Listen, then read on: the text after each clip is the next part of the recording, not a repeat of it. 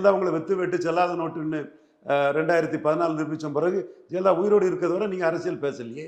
நான் சொல்லதெல்லாம் ஆதாரத்தோடு கூறினது. நீ வேணா என்ன வந்து என்ன புள்ளி விவரம் அது இதுன்னு ஒரு இருமாப்பில் பேசலாம். நான் சொல்றது எல்லாமே ஆதாரத்தோட கூடியது ஜோசப் விஜய். நீ சொல்றது எல்லாமே ஃப்ராடுத்தனம், மோசடித்தனம், கிளைமு. எதுக்குமே ப்ரூஃப் கிடையாது. நீ சொல்றது எதுக்குமே ப்ரூஃப் கிடையாது. மக்கள் மத்தியில் மோசடியா 10 கோடி ரூபா கொடுத்து பலகீனமான பத்திரிகையாளரை பிடிச்சி பிராண்டிங் அதெல்லாம் பண்றீங்க. கமல்ஹாசன் 2.0 இருக்கிறீங்க. இதே கிளைமை தான் கமல்ஹாசன் வச்சாரு.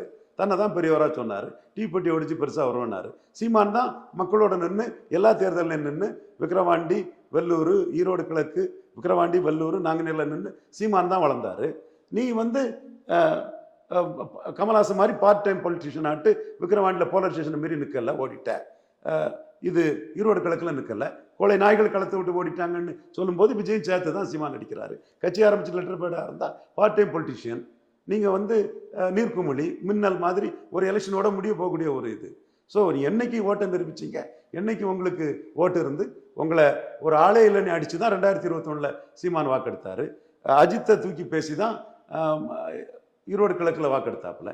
ஸோ விக்கிரவாண்டிலையும் உங்களுக்கு வாக்கு இல்லைங்கிறது தெளிவாக நீங்கள் கள்ளக்குறிச்சி சாராய சாவை பார்க்கும்போது தெளிவாக தெரியுது. 2026 மே 4 உங்களுக்கு என்ன வாக்குன்னு தெரிஞ்சு போகும்.